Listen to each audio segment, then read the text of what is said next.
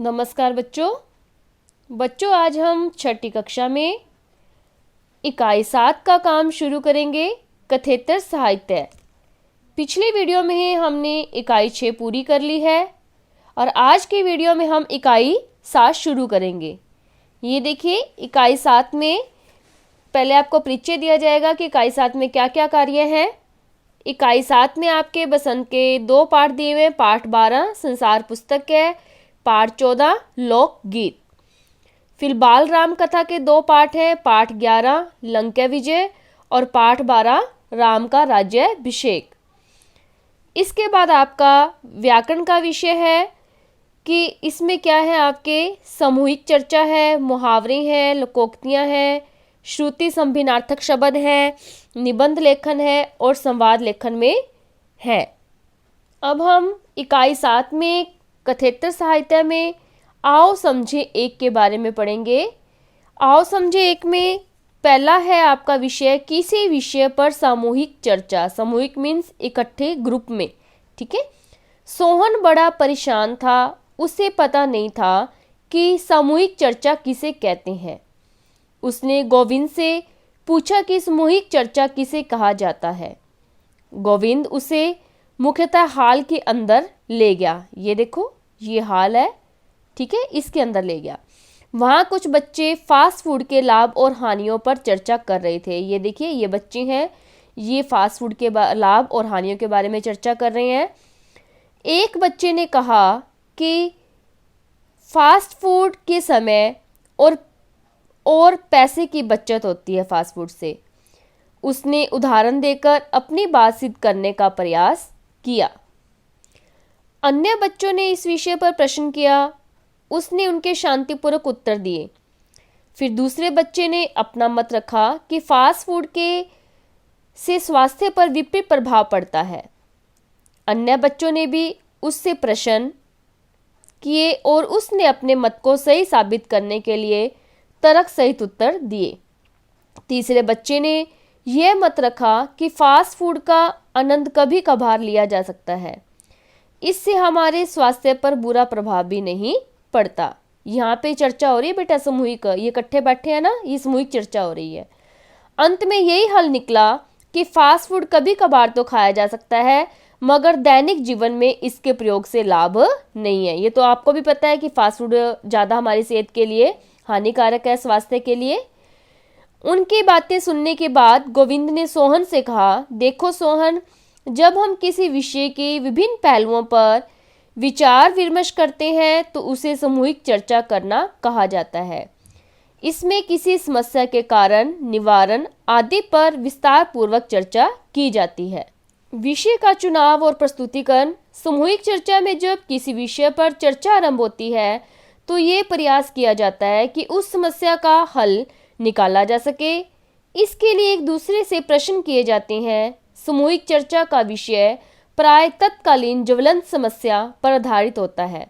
अतः सामूहिक चर्चा करते समय भागीदार को प्रत्येक विषय का सामान्य ज्ञान होना चाहिए। सामूहिक चर्चा में अपने विचारों का प्रस्तुतिकरण करते समय निम्नलिखित बातों का ध्यान रखना चाहिए।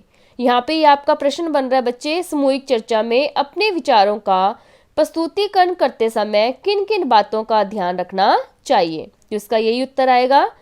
ये आपका उत्तर है, विषय पर अपने विचार प्रस्तुत करते समय भली भांति चिंतन मनन करना अवश्य होता है। आत्मविश्वास के साथ अपना पक्ष रखना चाहिए। प्रत्येक भागीदार द्वारा कही गई बातों पर पैनी दृष्टि होनी चाहिए, उसी को आधार बनाकर अपना पक्ष रखना चाहिए। ऐसे प्रश्न होने चाहिए जो समस्या पर आधारित हों और विषय के कमजोर पक्ष को उजागर करते हों। उत्तर देते समय ऐसे तर्क प्रस्तुत करने चाहिए जो आपके कथन की पुष्टि करते हों। अब हम आओ समझे 2 पढ़ेंगे। पत्रों की महत्ता। पत्र एक लिखित संदेश है जो विशेष जानकारी एवं सूचना देने, हालचाल पूछने आदि के लिए प्रयोग में लाया जाता है। आपको पता ही है जो पत्र है वो क्या है, राइट किए जाते हैं, लिखे जाते हैं। यह संचार का सरल और एक महत्वपूर्ण साधन है। पहले क्या होता था, प्राचीन काल में पत्रों की सहायता से क्या है, एक स्थान से दूसरे स्थान तक संदेश पहुंचाया जाता था।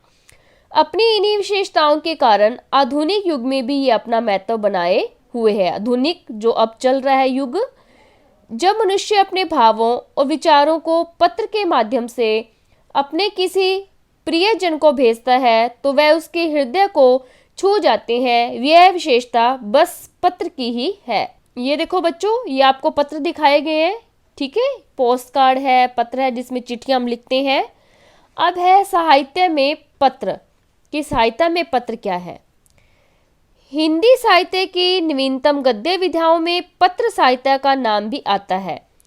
पत्र साहित्य की वह विधा है जिसमें तथ्यों का संप्रेषण तो होता ही है, साथ ही उन तथ्यों पर पत्र लेखक की अपनी प्रतिक्रिया, भावों और विचारों का भी संप्रेषण होता है।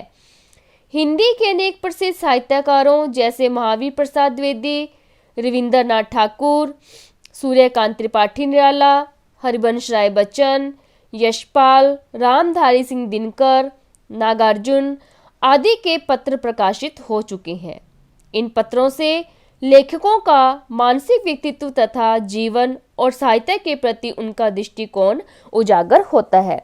यहाँ पे आपका ये प्रश्न बन रहा है, पत्र साहित्य विधा के बारे में बताइए। इसका उत्तर देखो बेटा, यहाँ से स्टार्ट है। हिंदी साहित्य से लेके ये जो आपकी थर्ड लाइन है, सेकंड संप्रेषण होता है, ठीक है। यहाँ से लेके यहाँ तक इसका उत्तर है। ये आपने साथ साथ अपनी नोटबुक पर राइट करने हैं या अपनी बुक में ही आपने निशान लगा के, जैसे मैं आपको विद्यालय में करवाती थी, बुक में ऊपर प्रश्न लिखवा के और नीचे ये निशान, ऐसे कैसे भी आप यहाँ बुक में कर सकते हैं, निशान लगा सकते हैं। आगे है आपके कुछ प्रमुख पत्र संग्रहों के नाम। पत्र संग्रह है और इनके संग्रहकर्ता कि इनके रचनाकार कौन है। यूरोप के पत्र डॉक्टर धीरेन्द्र वर्मा, कवियों के सौम्य संत पंत हरबंश राय बच्चन, दिनकर के पत्र कन्हैया लाल कुलगगर, बच्चन के विशिष्ट पत्र चंद्रदेव सिंह, कवियों के पत्र रामविलास शर्मा, नागार्जुन के पत्र नरेंद्र कोहली, चिट्ठियों को तो हर कोई बांचे भारत यायावर, शांति निकेतन से शिवालिक तक शिव प्रसाद सिंह। पत्र का महत्व क्या है। समय बदल रहा है, आधुनिकता का जमाना है, जो आज चल रहा है ये आधुनिक युग है बेटा। ऐसे में पत्रों का महत्व कम होता दिखाई देता है, मगर ये बात पूर्णतः सत्य नहीं है। ऐसे स्थान जहां डिजिटल उपकरण व्यर्थ पड़ जाते हैं, वहां पत्र अब भी अपना कार्य कर रहे हैं। आज भी पत्र लोगों की आशा निराशाओं के साथी हैं। आइए पत्रों के महत्व को जानते हैं। मनुष्य के स्वाभाविक एवं निश्चल भावों और विचारों के आदान प्रदान का माध्यम। फिर है पत्र के माध्यम से मनुष्य के लिए प्रेम, सहानुभूति, क्रोध आदि प्रकट करना सरल, मित्रों एवं परिजनों से संपर्क स्थापित करने में उपयोगी, दो व्यक्तियों के बीच आत्मीय संबंध स्थापित करने में सहायक, सामाजिक संबंधों को मजबूत करने का माध्यम, व्यवसायिक, सामाजिक, कार्यालय आदि से संबंधित कार्यों के लिए अत्यंत उपयोगी, स्कूल से अवकाश लेने, फीस माफी, स्कूल छोड़ने, स्कॉलरशिप पाने, व्यवसाय चुनने, नौकरी पाने आदि के लिए पत्रों की भूमिका महत्वपूर्ण। आपका प्रश्न बनता है पत्रों का क्या महत्व है, तो ये इसका क्या है, उत्तर है। ऐसे ही आप अपनी बुक में क्वेश्चन लिखेंगे और ये इसके उत्तर का निशान लगाएंगे। आगे है पत्रों का इतिहास से संबंध। इसके बारे में पढ़ेंगे कि पत्रों का इतिहास से क्या संबंध है, ठीक है। पत्रों का इतिहास से संबंध, पत्रों का इतिहास से बहुत ही गहरा संबंध है। हमें इनसे महत्वपूर्ण दस्तावेज के रूप में इतिहास की जानकारियां प्राप्त होती हैं। संसार पुस्तक है नामक पाठ एक पत्र है।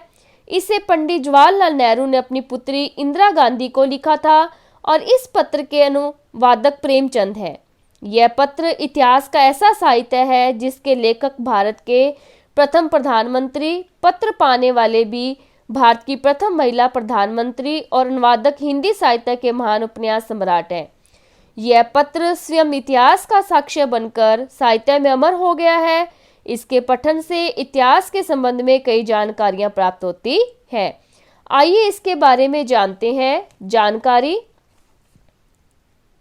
जानकारी दो देशों के आकार प्रकार का ज्ञान। उदाहरण, इंग्लैंड केवल एक छोटा सा टापू है और हिंदुस्तान जो एक बहुत बड़ा देश है। पृथ्वी और मनुष्य के अस्तित्व के आरंभ का ज्ञान। यह धरती लाखों करोड़ों वर्ष पुरानी है और बहुत दिनों तक इसमें कोई आदमी न था। धरती के तापमान का ज्ञान। धरती बहुत गर्म थी और इस पर कोई जानदार चीज नहीं रह सकती थी। जीवाश्म एवं प्रकृति का उपादान। ऐतिहासिक ज्ञान के स्रोत।